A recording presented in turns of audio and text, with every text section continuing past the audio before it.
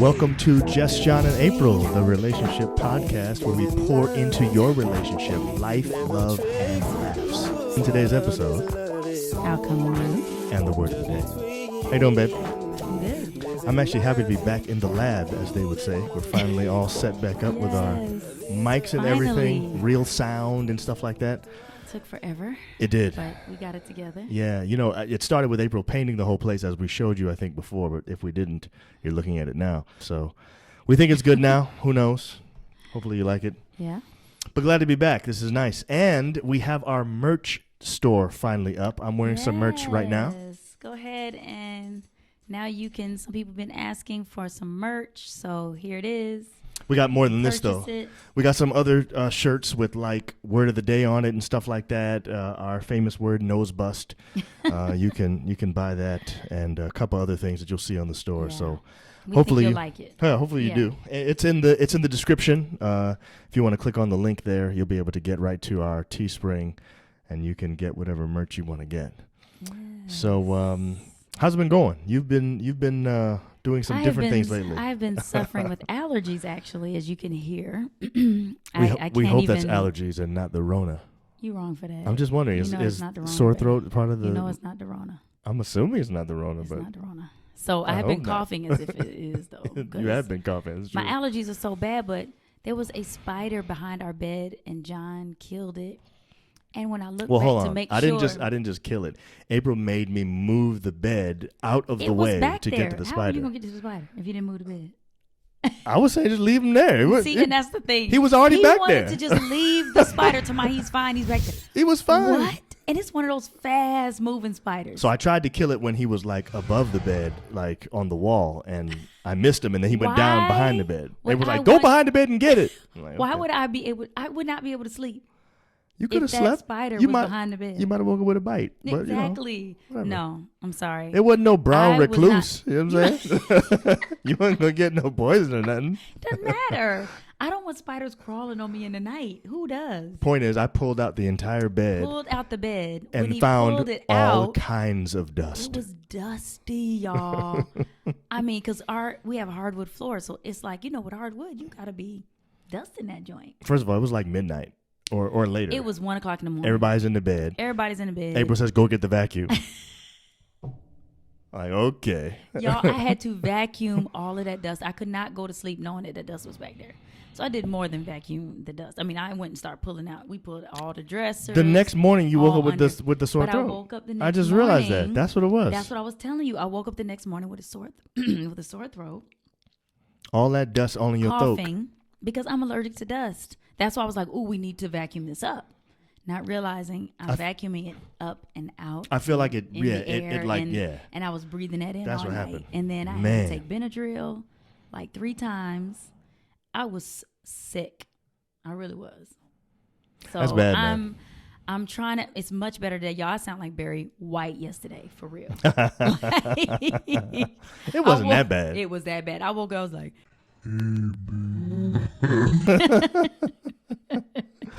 so I'm better today, though. That's good. I'm better. It's coming around. You've been drinking some concoctions to help bring it back, yes. so that's been good. Always garlic and ginger always helps. Yeah. Somebody in our driveway? I don't know. Is it? Who is it? That's somebody from Spencerville, I think. It's. Oh. Guess what? We're not editing this out. We're in our studio right now. Recording. And your horn is in the corner. So we're gonna put it. And we're gonna shout you out. Yes. See you later. Get my kids. Well, that was amazing. That was just your people from your school coming to drop off some stuff. That was good. I know. That was really so nice. Yeah. Well, anyway, they just broke into the middle of the show, but it's okay. That was a nice interruption. It was.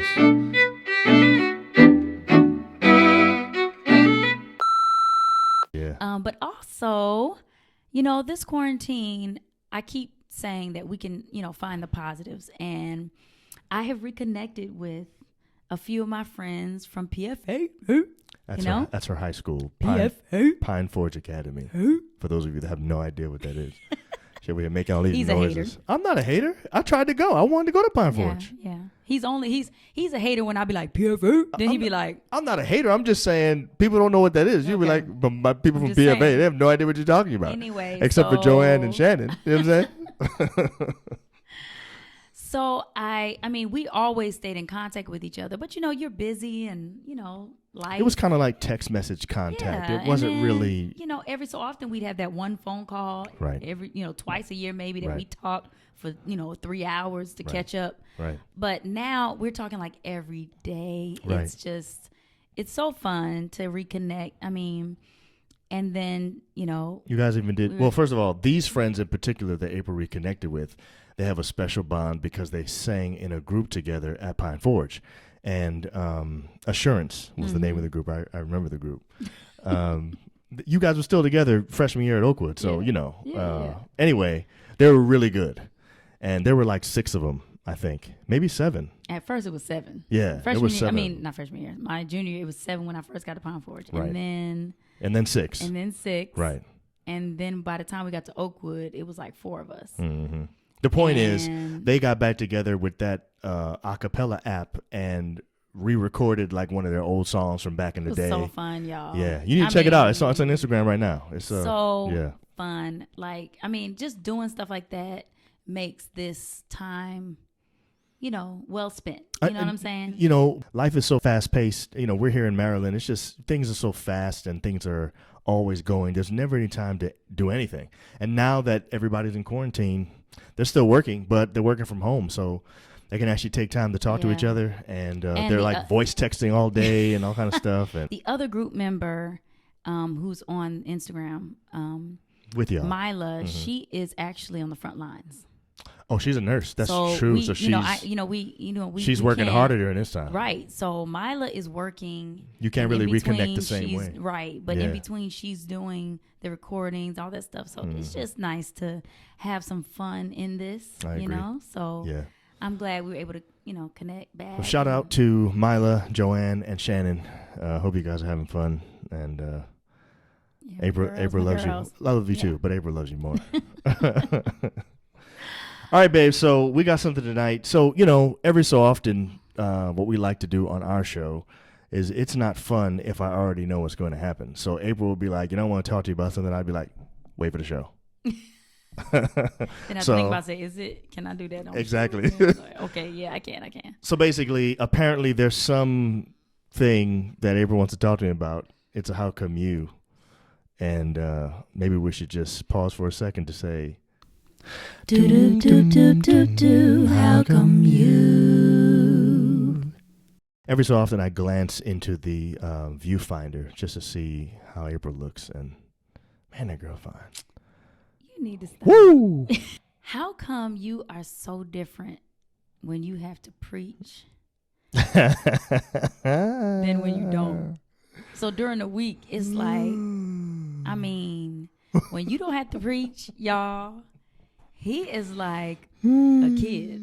I mean, when I say bopping around here, having him a good old time, and then when you have to preach. Bopping? Is that what I do? Do I bop around? You be bopping. Okay. But then when you have to preach, it's like, you're not mean, you're not rude. It's nothing like that. But it's like you are, and I know that you would be in a zone. I get that. Right. But I don't know. It's like, I guess it's like, I don't know. Is it stressful? And it makes you're in this whole nother world. You're like, and then. Yeah. Okay, so let me start by apologizing because any one of my preacher friends knows how this is, and I guess every other preacher's wife knows how this is too. It's really hard to explain, but at the same time, it's not that hard, I guess. So what I guess the bottom line is that when I have to preach, it's on my mind every day that week until I actually deliver the sermon. And the entire time, and I have it bad, like literally up until the moment that I get up to preach, I'm oftentimes still tinkering with my sermon and changing things and stuff like that. I can't explain it any other way, but it's like having like a burden on you that doesn't get lifted until the sermon is over. Man. And and like I said, I wish it was different. I really do, because I try to be just as jovial and lighthearted when I don't have to preach as when I do have to preach. You know what I'm saying? Or when I do have to preach, when I don't. Okay, let me say this. It's like stages for you.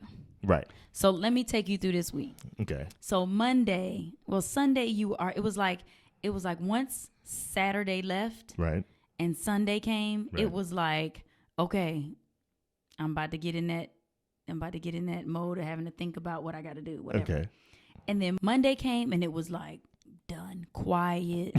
His facial expressions were like this. It was like this the whole time. Like, I was like, what happened? Like, it just switched.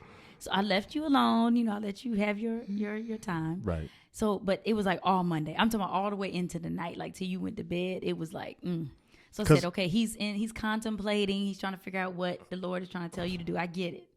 And then Tuesday came, and I was like, okay, it's Tuesday now. He's gone through his stuff. Maybe Tuesday came, and there you were. I mean, this was you. I was like, I do not want that job. I don't want your job. So here's the thing. You're right about the stages, right? So usually by Sunday, I want to know what it is that I'm preaching about. And you probably think this is true. I don't know if you think it's true or not, but I feel like I'm different if I'm preaching a series, because if I have like a 3 or 4 sermon series, then I already know I have like the roadmap for what I'm going to be preaching. Yes, you are different when you know that roadmap. Yes, I think I'm way more detached when I don't know what I'm preaching yet. Wait, right? let me finish. Okay. Because Wednesday came, because you were still contemplating. Right. And then Wednesday came, and it was like, okay, I saw that you were, knowing what it is that you were doing, and you started writing. Like, I watched you, like, just going at it. And I was like, ooh, good, because I know you about to come back a little bit. And then Wednesday night, y'all, this joker got in the bed, turned over, and closed his eyes. Now, so what? You don't know this man because he doesn't do that. Okay. John will talk to me while I'm trying to go to sleep. Right. That's okay. True. He does not get in the bed and just turn over and close his eyes. Yeah, that does not happen. I was very So zoned. he did that, and I was like, oh my goodness. He really, worked, and he's in this deep thought. But then today you were very, lighthearted. You were a lot more. So I said, okay, he must have gone through his process, and this is the process. But I just, I'm just thinking about you, and then I'm thinking about other couples and other, people who have different types of jobs, and then I'm thinking, I have to watch you go through this, like every week now, because you're at work doing this, right? And then when you come home, you kind of leave it. In a way, I guess that's true. It's not. I didn't even think about that. That's true. I have to watch the process, face to face. I don't usually have to see all these stages. Right. I didn't think about that. That's true. Because even in the summertime, we're out. Me and the kids, we go. You go to work, you leave too. So it's like, so I'm just thinking about people who have jobs that are stressful, that you are able to leave the stress at work. So when you come home, you leave that out the door. You know what I'm saying? Yeah. But you're not able to leave it out the door. Right. And so. Not in this situation. No. And so seeing it, I'm like, okay, I have to make sure that I'm supportive in that. So here's the thing. I want to make sure that I'm not super detached, but I know it's hard. Sometimes it's really hard, man. So like, okay, once I know what I'm preaching, I usually come back. And then once I have it at a certain place where it's like, I have to know. I don't have to necessarily have the full sermon complete before I come back all the way. I just have to know where I'm going with it. If I know where I'm going, then I'm good. Otherwise, I'm like agonizing over it, because the worst, okay, everybody has a recurring dream. Whatever the bad dream is. My recurring bad dream is that I'm standing in the pulpit and I don't know what to preach. Right. And everybody's sitting there like, what's going on? You know what I'm saying? Where's the sermon? Where's the word? You're supposed to have been in the word this week. Where is it? Right. That's the worst thing in the world to me. So I never want to be unprepared. And so it's anyway, I hope I'm not, it's a burden, man. It's such a burden. sometimes. Yeah. I mean, it has to be. I mean, Yeah. I don't see how it can't be. Right. You know, you got to figure out what you're going to preach every single week. And you have to listen out to what, you know, you're trying to figure out what the Holy Spirit wants you to preach. You're not trying to be, you know, you want to make sure that it's not you. Correct. You know, but so here's the makes it thing. more of a And burden. you need to tell me whether or not it's like this or not. So next week is part 2. So I'm preaching a 2-part sermon series starting this week, right? Next week, part 2. Usually when I'm preaching a second part, I just feel like there's a momentum, a flow. So it's not as much of a burden. It's Because not you know. near, and I want to know if that's actually the case. Like, do you feel like when I'm preaching a sermon series that it's better as the series goes Well, during on? quarantine, I don't know. That's true. You have to find out. I do know That's that in our normal lives, right. you know, yes. It's Now, better, there's one but- more thing about this that made it worse, too. I haven't preached in a few weeks. Right. So when I'm gone for a while and haven't actually done it, and then I'm coming back to it, sometimes there's an extra burden there, too. I don't know. It's weird. Anyway. I mean, that has to be a lot, you know? So I wonder what Yes. people go through, though. I wonder if there's anybody out there that's dealing with something similar. Like, I wonder if, you know, you're married to a surgeon. And, That's you what know, I'm saying. And she's constantly, you know, thinking about her surgeries all day. And you're sitting there, Exactly. you know what I'm saying? Or if you're married to or an accountant. a lawyer. Or, yeah. you know, And somebody maybe during who, tax season, an accountant. you know, something or like a that. teacher. A teacher during, that's true. A teacher when you all of a sudden have to go Well, from you watched- in person to online. That's, you know what I'm saying? Did you see me go through? Oh, there's no question. Okay. Well, we talked about it on the show. We did? Okay. I'm pretty sure I I mentioned blocked that part I'm of pretty this sure I quarantine mentioned. Listen, out. let me tell you something. I blocked it. I don't remember. This is the thing. There was a period of time where every single day, April was literally not present. And remember, one of the shows I said something about why is it that as soon as something happens at work, you change your tune. You did That's say what it was. It's like you immediately switch. Like you'll get a phone call or an email or something. It's not happening now, but it was happening before when we first switched over. You know, it was a lot. And Yeah. it was stressful. Yeah. But I get it. You know, and I think about that. You're right. I was different. You were definitely. But I thought about that as I was watching this. And I said, man, I wonder if during this quarantine, other people are able to see the stress that their partner goes through every day at work. But it's at home. It's happening at home now. Right. So Right. they're able to see, wow, that's a lot. That's stressful. They really go through a lot, or they deal with a lot. What I wonder, know? though, is how many spouses are doing the opposite of what you did. Sounds to me like you were intrigued by it. You were, you felt bad about my being stressed out. How many? And then I thought about, is this gonna be every week? Did you say Avery like that? I did. I had Okay. it. It's gonna be every week. So what I want to know is how many spouses are not necessarily responding in a nice way. How many are just annoyed with the That's fact true, that your because spouse it could be, is- why are you acting like that? You know, because there were several times where I wanted to say, are you okay? Did you just Are figure you- it out? Like, what did you think at first I was mad at you or something, or something was wrong with us? Right. I was like, is he okay with me? Like, did I do something? Okay. You know? And then I had to think about, I'm like, oh, okay. I see. He's got to preach, and he's trying to figure out what it is. What made you figure that out though? Like, what did I just like have my Bible or something? What- I mean, you were sitting down in the chair and you were frowning hard. You were just sitting there and you were not looking Really? at, yes. And I said, okay. So I knew it was different. And I'm like, is he okay? So I had to go away and think about it, because sometimes I think you need to just take some time and think, okay, what is this about? You know, because we can kind of get upset at somebody by the way they're acting without really thinking about what could this be. You know, because it may not be you, just and it wasn't me. But I had to think about that. Yeah, it Is definitely this wasn't me? you. I didn't have Is anything. it, I you didn't know, have any issues with you at all this let me week. go. Let me retreat Right. and let me think and Right. let me see what's happening in his life right now. Right. And I'm just thinking about that, quarantine or not. I think that's what we should do. Right. You know, I agree. we should, you know, give that person some space, because I was okay with saying, you know what, I'm going to leave the room right now. And I'm going to go to a different place so that he can have that time. And if it is me, I will find out later. Right. If it is not me, he will have time to recover. Right. That's true. And it took a few days, but you know, you came back. I'm gonna try to be better next week, man. I'm sorry. Well, you know, next week it's gonna be the second part of the right. series, so you already gonna be better. Right? Exactly. Right. I think so. I hope so. No, but it's not we'll that, report back to them next week to find out. But I do think that you have to be aware, because when you told me how I was acting. Oh, before when we first switched over. Yeah. You said that during the podcast. I'm about to say, because I don't think I told you till we got to the podcast. You told me at the podcast. When you said it, I was like, ooh, you know what? I don't need to be that way. Mm-hmm. Like, I need to realize. Mm-hmm. And so I had to like be working, then I had to stop. Mm-hmm. And Yeah. So I guess you have to figure out how to manage that.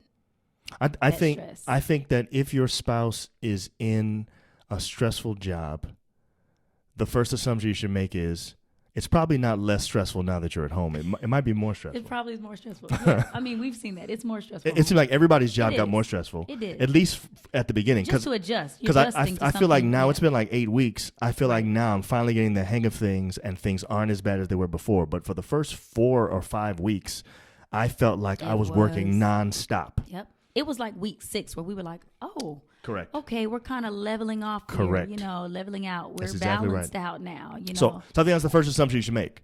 That your spouse, if they were already in a stressful job, they're probably more stressed out now. And don't assume it's you automatically. Yeah. Assume maybe it's something to do with their job, and that's okay. But the one that's in the stressful job needs to keep in mind that you don't want your job to just impact your home life. Before, we had a rule. We didn't bring work home. Now, work is at home. I mean, there's no way to separate it. Right. So it's kind of jacking us up, because before I could leave my stuff in Tacoma Park. Mm-hmm. Now, I don't ever go there. Right. I'm home the whole time. So it's kind of hard not to bring work home. Exactly. You know what I'm saying? Exactly. So you don't want your work to affect your home life now, and I guess you have to be a lot more deliberate. So I don't even know. Now I'm going to try to be more mindful of it. I'm going to try to smile more, frown less. Yes. Maybe what I'll do is I'll go to the basement to work on my sermon. I'm serious. And what I'll say is, by the time I walk to the top of the steps, I need to be in a totally different frame of mind. I'm leaving that there. And then when I go back in the basement, I can pick it up again. Right. Maybe that's the way we have to do it. Yes, almost like how you go to work and you leave. That's leave it at work. We just have to say my work is downstairs in the basement, and now when I come upstairs to the bedroom, I can't have that same issue that I was having before. Or to the kitchen. Yeah, since that's usually what I'm going to as soon as I'm done working. But you're right. Anywhere not the basement. But two, we also have to be careful not to take it out on our spouses. Correct. You know what I'm saying? Because like if in either direction, yeah, because like I can be frustrated about work, right? And then he comes and says something to me, and I snap at him. I'm not saying that happens. I'm just using that as an example, right? That does happen. That's not an example. That never happens. You're right. Okay, good. That is an example. Okay. So I don't want to take it out on my spouse that I'm stressed. Right. Or my work or whatever, which you didn't do. Good. You did not do that. Good. But sometimes your demeanor, sometimes it feels like you're doing that. At first it feels like, man, what's wrong with us? And then you say, oh, okay, he's not doing anything that's showing me that it's really about me. Right. Let me see if it's something else. Right. So that's why I have to leave. Right. And just think about that and say, okay, you know what? This is not. Right. I didn't do anything. This is not us. Let me think about what's happening right now. Mm-hmm. And then process that before I start coming in there like a gangbuster. Right. Why are you acting like you? I don't do that. You don't do that? No. You don't do the hand like that? I do not do this. Why are you doing so good right now? Is that you faking like somebody else is? I know people who do this. Oh, please. But I do not do this. I do. Oh, man. Okay. It's time now for our word of the day. Word of the day. Okay, babe. So what is our word of the day? Our word of the day today is abandon. Ooh, abandon. Abandon. Here's what abandon means. Okay. To give up completely. A course of action, a practice, a way of thinking. Abandon. So this is important because what we're really saying is if this is going to work for you during this quarantine, you're going to have to figure out a way to abandon your work and just be at home. You don't want your work to affect home. So just like you left work at work before, you have to figure out a way to leave your work at work even though you're never leaving home. Mm-hmm. Yeah. So abandon. So I'm going to leave mine. I'm going to abandon my work in the basement. Even though you're home. That's right. Figure out a way to abandon. And what I do is I abandon my work when I close my computer. So I know when that computer's closed, my work is abandoned. It's gone. It's inside of this machine. That's right. And the machine is off. So don't abandon your spouse. No. Abandon your work. Exactly. Yeah. like that, babe. I do too. I'm gonna try that. Thank you for setting me straight. I just brought it to your attention. Yes, thank you for bringing it to my attention. You're right. Thank you for bringing it to my attention. Yes. Thank you. Yes. And your voice sounds good right now, by the way. Oh, no. I need my real voice back. I want it back too, but right now I'm enjoying this. Okay. Well, I'm gonna enjoy it's time more. to go. See you later. Bye.